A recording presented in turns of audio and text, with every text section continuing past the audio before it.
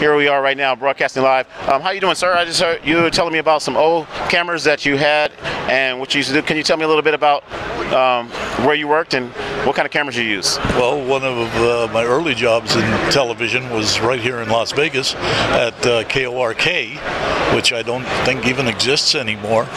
But I was a cameraman there and an engineer, and about 2 years. And then I went across town to KLAS. They hired me away as one of the news anchors and field reporter, which is what I was doing before I went to KORK. What year approximately was that? Oh, gee. Well, you figure I've been in the union 50 years, and this was 2 years before that. So it'd be 52 years ago, whatever that comes out to be. I'll let you do the math. So it was before I was born. Yes. In other words, years. It had to be 1962 or no, 1961, 1960. Well, let's just put it this way: I've been a cameraman longer than you've been. Right. Period. That's why I'm definitely interested in this that era of television broadcasting. And my theory behind broadcasting is that NAB, which is National Association of Broadcasters, the main thing is bringing content to life, right? Yes. So I'm here to bring content to life and to kind of bring back and kind of show the old cameras. I got a big collection of old broadcast cameras and things of that nature, but not. I've got the, what was it? What kind of camera did you use back then? Well, it was an RCA, I believe it was called a 41, but I'm not real sure. Like a TK41? Yes. Okay. I don't know if it was TK. Oh, might have been 41. Yeah, I did use a RCA TK 57? Okay. 49. 49. Like I know I got a 47. Anyway, 47. I have trouble remembering the names. It's a long time. It was the first, it was the big blue box. Okay. That was the first portable, truly portable, broadcast color camera. It was a three-gun RCA TK76. That was it. Yeah. Okay, all right. I just had to run up on it. I know TK76. I've been trying to find one of those on eBay for the longest. I found one. It was $1,000. I bid it $1,000, and I didn't even have the money when I bid it on it. And the guy beat me.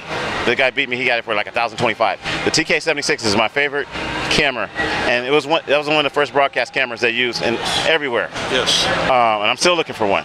But I actually have the recorder that the TK76 plugged into, and the actual VTR that the TK76 plugged into, and it's RCA. It's RCA. It's a 1-inch reel.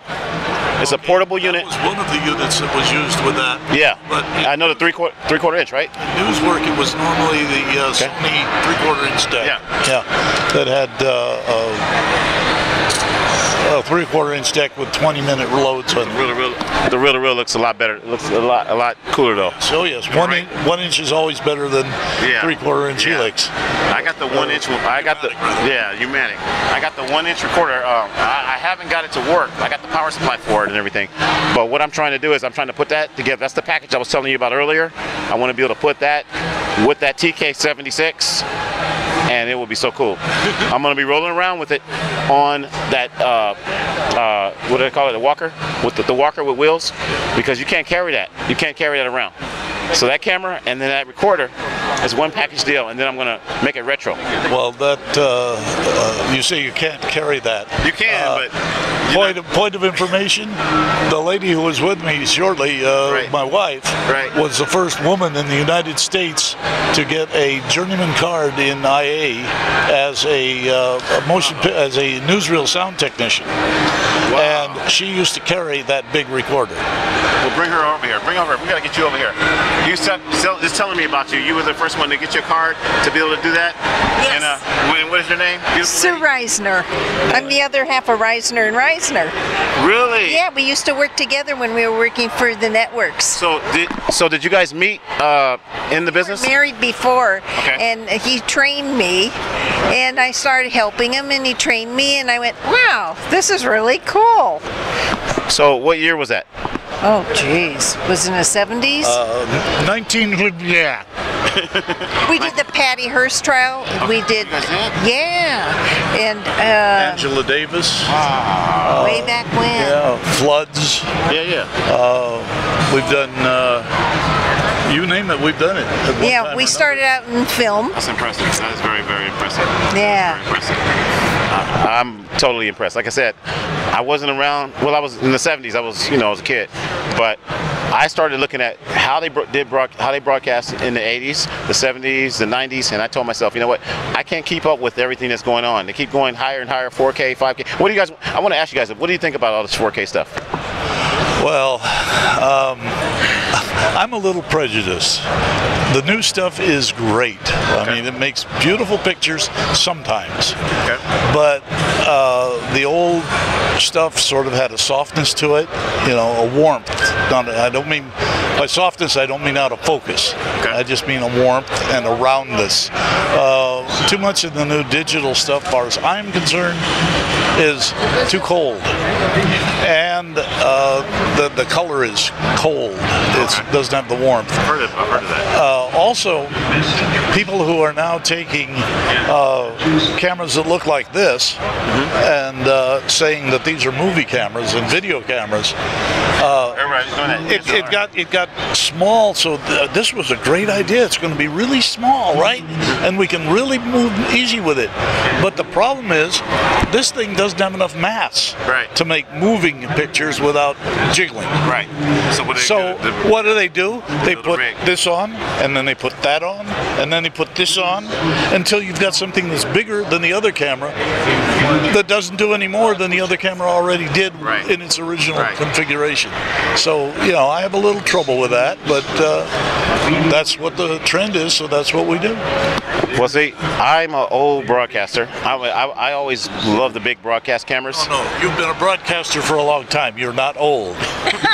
I'm old. I'm old too. But what I mean by this is that I actually have, I have a collection. I got about 25 broadcast cameras. I got about 25 broadcast cameras. The big ones, the big beta cams. I've got the VHS, the Panasonic. And the thing of it is that, like you said, what they're doing is they're going back to that. They're taking the DSLR cameras, the 5Ds, the 7D, the whatever, and they're taking all these DSLR cameras and they're building an entire rig around it. By the time they build it, they've got the microphones and they've got the monitors, and it's so heavy, and it's just like the old cameras. Instead of just getting the old camera, my thing was, why don't you just get one of the big cameras? I take one of the big cameras, and what I do is I build around it. Then if you want a GoPro's really good. If you want one of the GoPro high definition 4K cameras, you take it and you attach it to your big camera that you already have.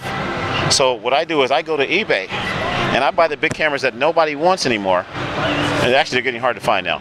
But I buy the big. I got Ikegami. You know Ikegami? Oh yeah. So I've got 4 Ikegami cameras I bought off of eBay for they were like $55 a piece. The big body cameras, okay? And then I started building around them, and then I said, I'm gonna take this panel off and I'm gonna paint it and I'm gonna make it brighter and bring it out a little bit, and I'm gonna make it a retro. But what happens is people are really impressed with the bigger cameras, right? So I take the bigger cameras and then I take a little tiny high definition camera like this and I attach it with a hot shoe or some other magic arm mount or whatever, and I go out and I do my video. And this is the thing I'm telling you. It's not about what you have. It's about what you're doing with it. Content, bringing content to life. I didn't even want to come to NAB this year because the cameras that I normally shoot with, I don't have them anymore. I ended up selling them, and I lost a couple of them, and they were really good cameras. I had a Canon HFS 200. I had HDR, Z1U. I had some really nice cameras, and I don't have them anymore, and I was really sad. But I had to get off my butt. I said, you know what? I'm going to use what I have. I got these cameras right here. I got this. What do you think about this? I got this right here. And I said, I'll just do video with, what am I doing video with? I'm doing video with my phone. I'm using a cell phone because it's about bringing content to life. People are interested in what you have to say, maybe not what I have to say, but they're interested in bringing content to life. And that's what we're here. That's what NAB is all about to me. So I come here, I'm having fun. My hat that I'm wearing, I'm not a real cowboy, but I look cool, right? Yes. I look cool? Yep. You're not a real cowboy, you just play one on television, huh? Just play one on television. Okay. This hat right here, and I keep it real, this hat right here costs 99 cents. I got it at the 99-cent store. I got 7 more of these. Okay, and I usually wear these when I'm working in the warehouse and that type of thing. I actually work in the trade show industry. I actually set up this equipment in here, and then I have to break it down at the end of the show. So I'm taking time off to do my broadcast show and see what people really think about all this technology. That's why I'm asking you, 4K, 5K, Okay. 6K, is it necessary? I want 106K. You don't have that? No. Well, yeah, I have it on the computer. We have it on the computer. And the same thing, when you go back to computers and you start to look at how computers have evolved, we're able to do more with the computers and getting more and more powerful and so forth. But I don't think people are maximizing the technology 7 years ago, 10 years ago. They're not maximizing technology. They're just wanting something faster, the phones, they want a faster phone. Everybody wants a faster processor. My phone right now is not the fastest processor. There's another one that's, everybody's, I gotta get the Galaxy 4, I gotta get the Galaxy 5, I gotta get an iPhone 5S. What do you guys have? A phone. Nothing fancy. You know what I have? I have rotary phones at home. You know the rotary phones? I have a collection of those. I may bring one of those tomorrow. And my goal is, like I said, is to bring that stuff to life. You can still use rotary phones. Did you know that? Yep. Did you know you can still use rotary phones over the internet? Okay. Okay. I took a rotary phone a couple years back, and I was taking it around with me, and I had it hooked up to my laptop through Magic Jack. You've heard of Magic Jack, right? Yep. So that's the kind of stuff I sit there and I think about something old and then mixing it with something new. Isn't that what they used to do when they get married, right? You take something old, something new, and then something blue. Right? Yep. I don't have too much stuff that's blue. But I feel like just taking something old and making it work. Like these cameras you see right here, like I said, my goal on this one is that this is going to be LED based when I get done with it. It's going to have LEDs behind here. Still going to have the big bulb. It's going to have the LEDs behind here giving you the light. It's going to have the sound effects of this camera. Now you remember this camera, so you know what it used to sound like. How did it sound? Okay, and then it was like a puff of smoke. No. Didn't the bulbs bust? No. Well, they weren't supposed to. Didn't they bust? They popped. No. You had to put another bulb in there? Oh yes. They were one-use bulbs, lamps. You remember that, right? Yeah. Okay. So they were one-use lamps. Right. Yeah. So what I did, I went to the store yesterday, 99-cent store, and I found a bulb, and I stuck it in there. That's not the right bulb. It didn't have a bulb in there. So I went to the 99-cent store, and I bought, that's a 120-volt bulb. And I just took some gaff tape and stuck it in there to give you that look. Okay?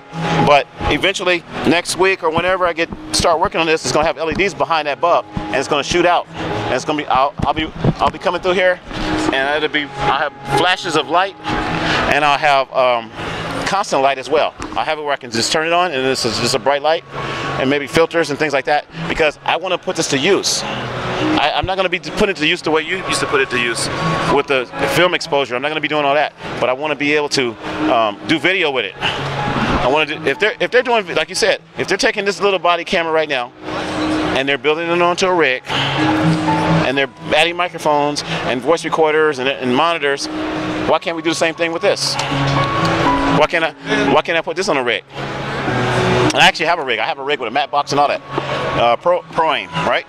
You heard of Pro Aim? So I have a Pro Aim rig. That's a good idea. I might go home and I got a JVC camera on there right now. I might take that camera off and put this on there. What? Oh, your phone? Okay. So we're going to sign off KTFC, Channel 63. Your boy Tony from Cali Reality here at the NAB 2014. I'm here with these nice folks here from, where you guys from? San Francisco. San Francisco. We're all family. I'm from Sacramento. They're from San Francisco. So we're in the same neighborhood. We're going to sign off KTFC, Channel 63, Old School TV. And we out.